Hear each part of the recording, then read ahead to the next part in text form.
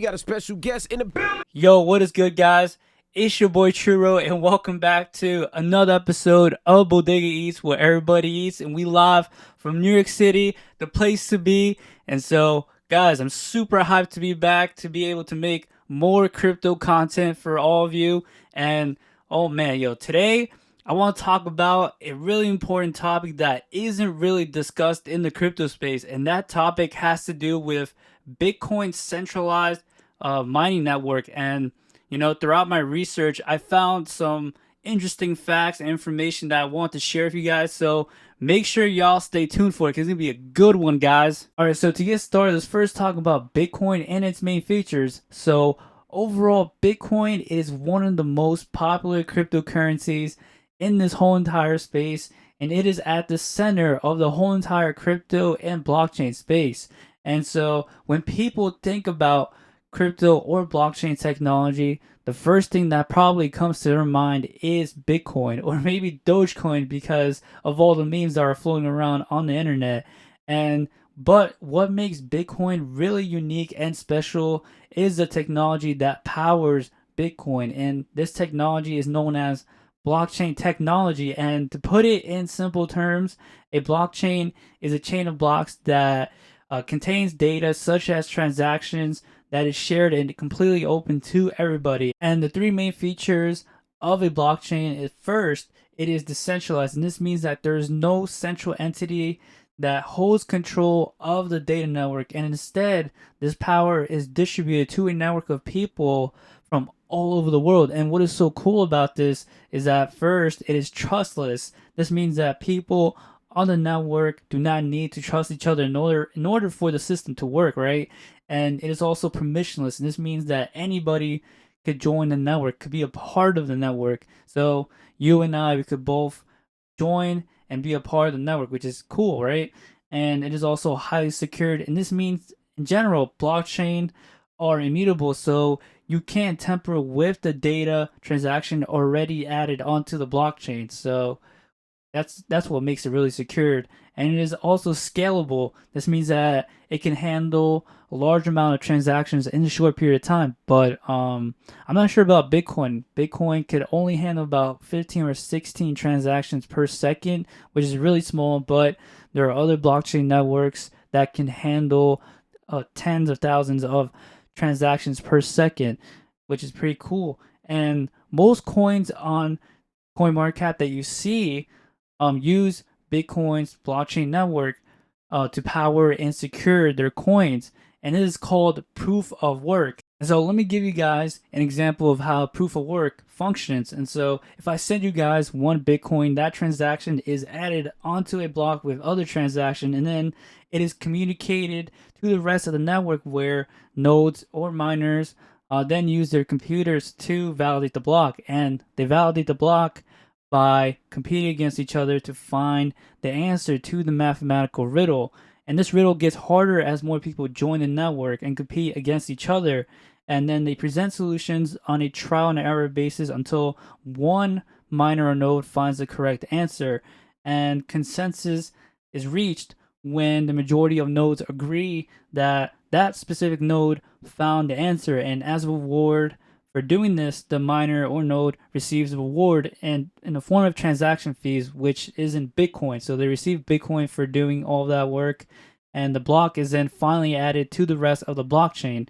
But taking a step back, as I mentioned before, these transactions are validated by miners, and I want to show you guys where most of the mining comes from. And as you can see on the map, most of the mining is concentrated in China. About 65% of transactions are validated in China, which is crazy.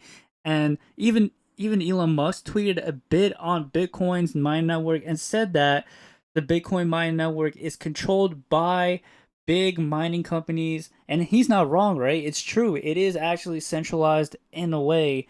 In my research, I saw that the largest mining pools are F2 pool with 17.7%, And then we have Ampool with 16.6% and Pooling with 12.3%, which are all located in China. So it just shows you guys how much influence these mining companies have on the Bitcoin network and are all located in China.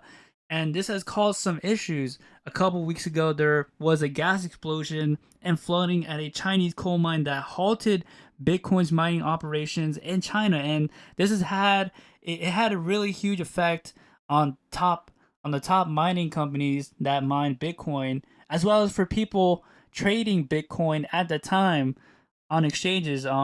People said that Bitcoin transaction fees skyrocketed, and I wasn't there when it happened, but people were frustrated. An average transaction was about $60, which is probably an average transaction when you're using the Ethereum network, which is it's common because the Ethereum 2.0 hasn't still been fully implemented, but it's crazy that people had to pay about 50, $60 just to transfer their coins from an exchange to their wallets or vice versa. And that's pretty crazy because I've never experienced that before. I wasn't even there when it happened. So, because I wasn't trading anything at that time. And so the main important question to ask right now is, was all of this inevitable?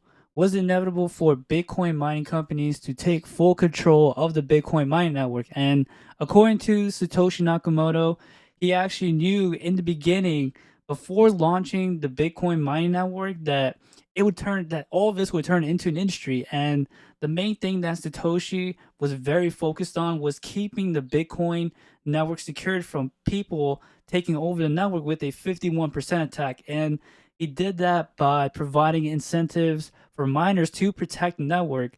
And according to the white paper, he states that by providing Bitcoin transaction rewards for miners, it will help encourage miners to stay honest. And if someone is able to do a 51% attack on the network, they would have to choose between either going forward with the attack, double spend, and lose out on long term Bitcoin rewards, or help protect the Bitcoin network and earn long term rewards that will cover their capital costs, such as electricity and maintaining mining hardware, right?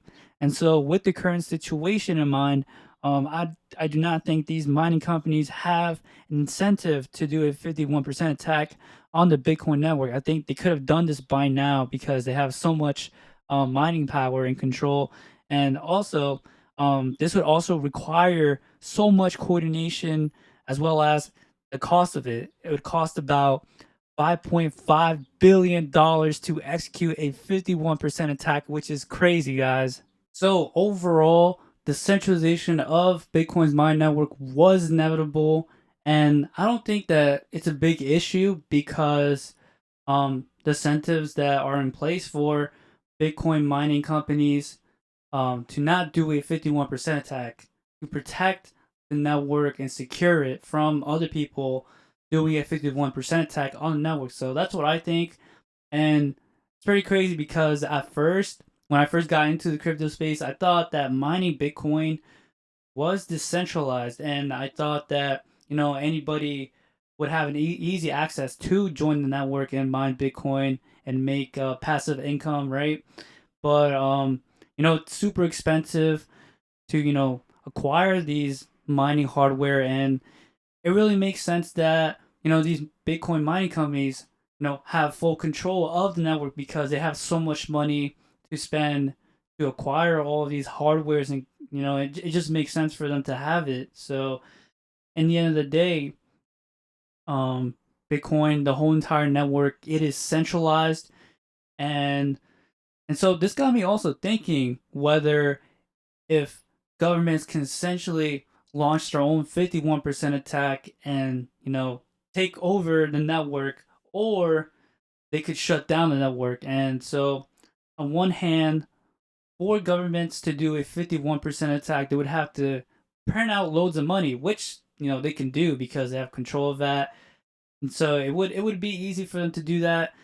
But on the other hand, they would have to go through like a really long process of like passing bills and all that stuff. So it would just take a long time. But so on the other hand, this is an interesting topic because it's happening right now with China. So right now in China, they're trying to crack down on those big mining companies are located in China that have, most control of the Bitcoin network. And so essentially China's trying to basically shut down the Bitcoin network. But, if they do that, if they shut down these Bitcoin mining companies, will the whole entire network shut down? And my answer to that is no, definitely not, because the Bitcoin mining network is permissionless. And this means that, as I said before, anyone could join and be a part of it. And so this would essentially make the whole entire Bitcoin mining network more decentralized, because it will allow more people to get to get a piece of the cake that's already there, that those big huge mining companies already have. And so it would make it more decentralized. It'll allow more people to join. And so it'll make it more diverse, because there'll be a lot more people, around the world doing these transactions. So I think this would be good, very good for the whole entire Bitcoin mining network. So yeah, that's my take on this whole entire situation. And let me know what you guys think below in general about Bitcoin's centralized mining network. Let me know down in the comments what you think. And I appreciate the support. Thank you guys for watching, and I will see you guys on the next episode of Bodega Eats, where everybody eats, and peace from the beast.